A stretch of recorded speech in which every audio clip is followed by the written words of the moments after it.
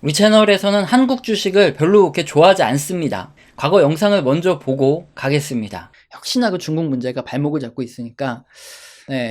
코스피가 반등을 하면 이제 좀 빠져나올 준비는 좀 해야 될 수밖에 없어요. 뭐 그래서 원금이 회복되든 뭐 수익이 나든 하면 미국 주식으로 자꾸 넘어가셔야 돼요. 미래를 변화시키는 핵심 기업, 뭐 사업을 수행하는 기업들이 대부분 지금 미국 기업들이죠. 그리고 지금 점점 자국 우선주의 문화가 커지고 있기 때문에 그렇죠. 오래된 구독자님들은 대부분 지금 미국 주식으로 많이 넘어가셨어요. 근데 이제 새로운 구독자님들을 이제 설득시킬 차례죠. 근데 우리 오래된 구독자님들도 제가 처음에 이런 얘기 드렸을 때 욕하시는 분 많았어요. 참고로 저희 채널에서 지난 영상 썸네일 지금 이렇게 띄워드리고 있는데 보면 아시겠지만 2020년 작년부터 대놓고 추천한 세 종목이 ASML, 엔비디아, 나이키죠. 작년에 이제 오래된 구독자님들도 댓글로 욕을 많이 다시는 분들 많았죠. 그때는 차트가 바짝 쓴 애들을 추천해준다. 그래서 막 또 시간 지나면 어떻게 보자 이놈 새끼 막 저한테 막 이게 안 오르면은 그냥 쌍욕으로 댓글을 막 도배를 할 거다, 막 융단 폭격을 할 거다 이랬던 분들이 얼마나 많았는지 몰라요. 근데 이제 지금 뭐 다 잘 올라가지고 지금은 오히려 뭐 추천을 할 수도 없죠. 그걸 너무 많이 올렸어요, 그때 당시보다. 그래서 뭐 이제 곧 저희도 뛰어내릴 시점만 이렇게 보고 있는 거죠. 올해 시청하셨던 분들은 아실 거예요. 지난 2021년 7월에 신흥국 경제와 연관된 주요 경제지표가 다 나빠지고 있어서 미국 주식은 놔두고 한국 주식을 한 30% 정도 매도 좀 하자 말씀드렸다가 2021년 한 9월 정도, 8, 9월 요때쯤에 너무 많이 빠져서 좀 담자 했다가 지금 본 영상이 2021년 11월 5일에 말씀드렸던 영상 가져온 거예요. 전체적인 내용은 그 당시에 미중 무역 분쟁이 그때도 있었고요. 그러다 보니까 우리나라에서 중국으로 수출을 많이 하는데 중국 수출이 떨어지고 또 미국의 운송 대란이 그때 엄청 심해지고 있어서 중국, 미국에서 수출을 많이 해야지, 걔네들이 수입을 많이 해줘야지 먹고 사는 게 우리나라인데 전문가들은 한 2022년이면 해결된다. 그러면 주가가 올라갈 게 당연하겠지만 만약에 해결이 안 되면 정말 짜증나는 일이 올 수 있다. 뭐 이런 얘기예요. 그래서 마지막에 이것저것 신경 쓸 것도 많고 짜증나는 우리나라 개수피라 그러죠. 이런 거에 투자하지 말고 마음 편한 미국 주식으로 옮겨가라. 이런 말씀을 드렸던 거예요.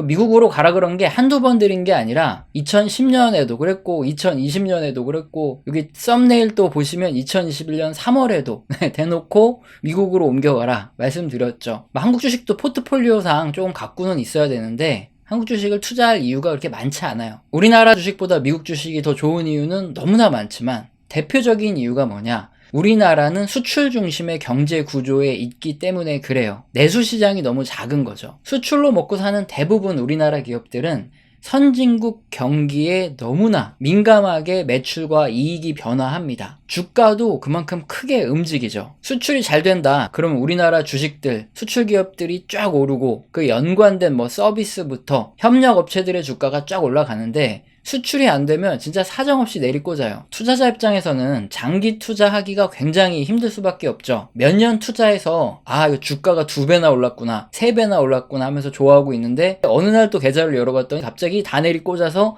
본전이나 마이너스가 돼 있다는 거죠. 이거 몇 번만 반복하면 짜증나서 한국 주식 투자 못해요. 근데 배당이라도 뭐 많이 주면 장기 투자하면서 견딜 수 있는데 그렇지도 않죠. 왜 그럴까요? 이것도 역시나 수출 중심의 비즈니스 구조 때문에 그래요. 수출이 안 될 때를 대비해서 기업들이 이익이 나면 좀 살아남으려고 대비를 하는 거예요. 회사가 이익을 배당을 안 주고 지들이 갖고 있죠. 이걸 뭐 전문 용어로 이익을 유보한다 하는데 그거는 뭐 어디까지나 회사 입장이고 우리 같은 투자자 입장에서는 어떤가요? 주가도 롤러코스터 마냥 그냥 오르락 내리락 하면서 사람 짜증나게 하는데 배당도 쥐꼬리만큼 들어오니까 정말 투자할 가치가 더 없다 느껴질 수밖에 없는 거죠. 반면에 미국 주식들은 내수 시장이 워낙에 크고 그리고 또 글로벌로 막 뻗어나가잖아요. 그러니까 우리나라보다 배당도 훨씬 많이 주고 장기 투자하면 뭐 인덱스 이런 거죠. 뭐 어떤 종목에 물려가지고 손해보는 거 이런 거는 개인적인 문제고 전체적으로 정말 뭐 인덱스를 본다 그러면 장기 투자하면 정말 쭉쭉 잘 올라요. 그게 장기 투자의 맛이 난다는 거예요. 그러면 앞으로는 어떻게 될까요? 달라질 수도 있죠. 과거 2000년 이후부터 2010년까지는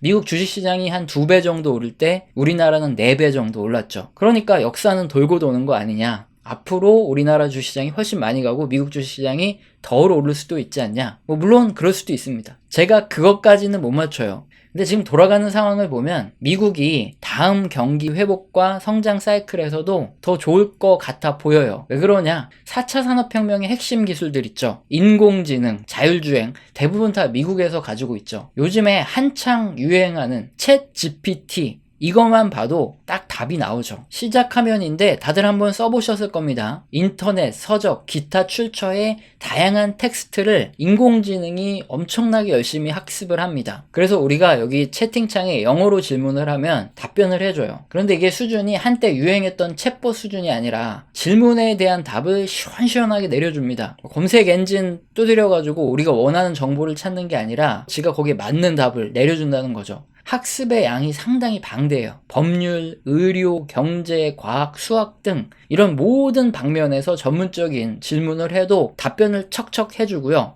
얘가 프로그램 코딩도 해주고 뭐 에세이까지 써줍니다. 실제 체험해보면 기술 수준이 정말 장난이 아니에요. 그러면 챗 GPT가 어떤 산업에 응용이 될까요? 자연어 연관 분야에는 대부분 다 이용이 되겠죠. 뉴스 기사라든가 시, 영화, TV 대본, 에세이, 소설 이런 것도 직접 얘가 써주기도 합니다. 창작의 영역을 침범한 지는 굉장히 오래됐고요. 자연어 연관된 짜증나는 분야, 고객의 컴플레인 처리하는 거 이거 굉장히 짜증난데 여기서 한 단계 더 높은 수준의 서비스를 제공하면 고객의 컴플레인이 굉장히 빠르게 해소가 되겠죠. 번역은 당연하고요. 우리가 언어를 학습할 때 그리고 교정을 하거나 편집할 때도 인공지능이 척척 알아서 다 해준다 이거예요. 어떤 분야로 더 발전할지 제가 상상력이 미치지 않지만 꽤 많이 발전할 것 같죠. 그래서 정말 인공지능의 이 정도 수준의 발전이면 앞으로 몇 년 내에 굉장히 많은 부분에 침투할 수밖에 없다 이렇게 느껴지는데, 문제는 이런 인공지능 기술의 하드웨어, 소프트웨어의 최고 기술력을 가진 기업들이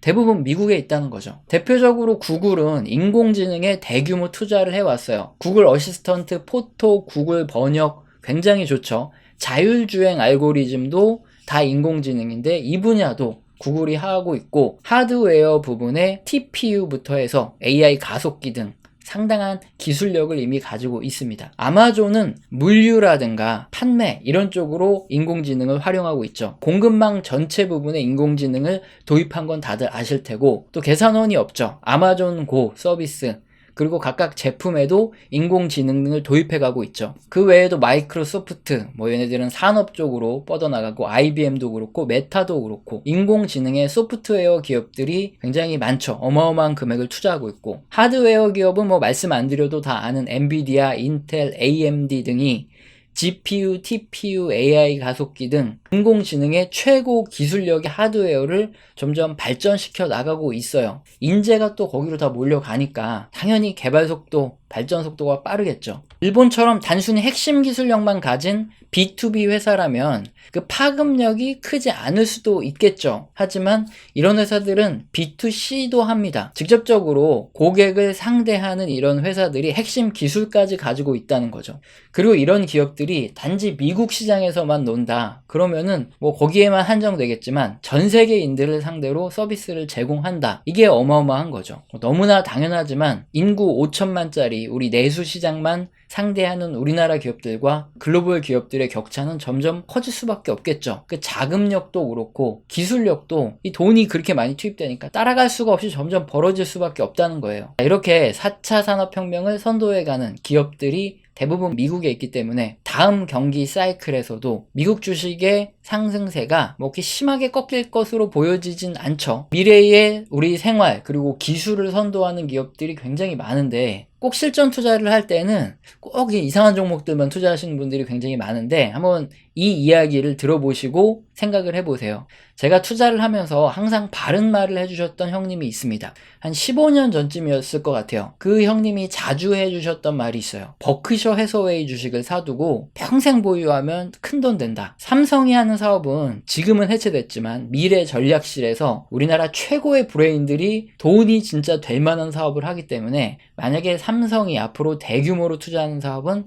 네가 반드시 투자해야 된다, 이런 말씀을 해주셨고, 미국 인덱스 펀드만 장기 투자해도 충분히 큰돈 번다. 정말 15년 전에 그대로 실행만 했어도 충분히 돈을 많이 벌 수 있었던 그런 엄청나게 좋은 핵심적인 말을 많이 해주셨어요. 그런데 그 당시에 그 형님한테도 그럼 지금 가지고 계세요? 물어보면 지금은 너무 비싸서 안 가지고 있지. 내가 폭락하면 다 쓸어 담을 거야. 이렇게 말씀을 하셨는데 시간이 지나보면 폭락했을 때도 안 사요. 그리고 계속 안 삽니다. 형님이 정작 매수하시고 뭐 이랬던 종목들은 대부분 코스닥 뭐 조만한 이름도 잘 모르겠는 그런 종목들이었던 것 같아요. 이렇게 정답을 잘 알고 있으면서도 실행이 어렵다는 거죠. 15년이 지나서 보니까 그 당시에 너무나 상식적이고 당연해 보이던 것들이 진짜 정답이었다는 거죠. 자, 그러면 앞으로도 다를까요? 마찬가지입니다. 앞으로 15년 후, 20년 후 지나서 보면 지금 너무나도 당연하다고 생각했던 것들이 그때 가면 또 더 많이 올라 있어요. 앞으로 뭐 경기 침체가 올지 안 올지 저는 잘 모르겠습니다. 어떤 특정한 사건이 터져야 경기 침체가 올 수 있는 거니까 그래서 잘 모르겠지만 너무나 당연한 것들의 주가가 적정히 하락했을 때 정말 미친 척하고 사둘 수 있는 용기가 나중에 진짜 수익을 결정하게 됩니다. 우리 채널에서는 영상 시청하시고 도움되셔서 후원 주시는 감사하신 분들이 계십니다. 제가 너무 감사하기 때문에 감사합니다라고 말로만 때우지 않죠. 한 달 교육을 진행 중에 있고 매주 진행드리고 있어요. 여기서는 각 산업의 사이클과 종목에 대한 이야기, 방송에서는 할 수 없는 그런 교육들이 나오죠. 영상 하단의 설명란 읽어보시고 내가 해당된다 하시면 꼭 메일 주셔서 교육 받아보시길 바랍니다. 오늘 영상도 마음에 드셨다면 구독과 좋아요는 꼭 눌러주시고 지속적인 시청 부탁드립니다. 감사합니다.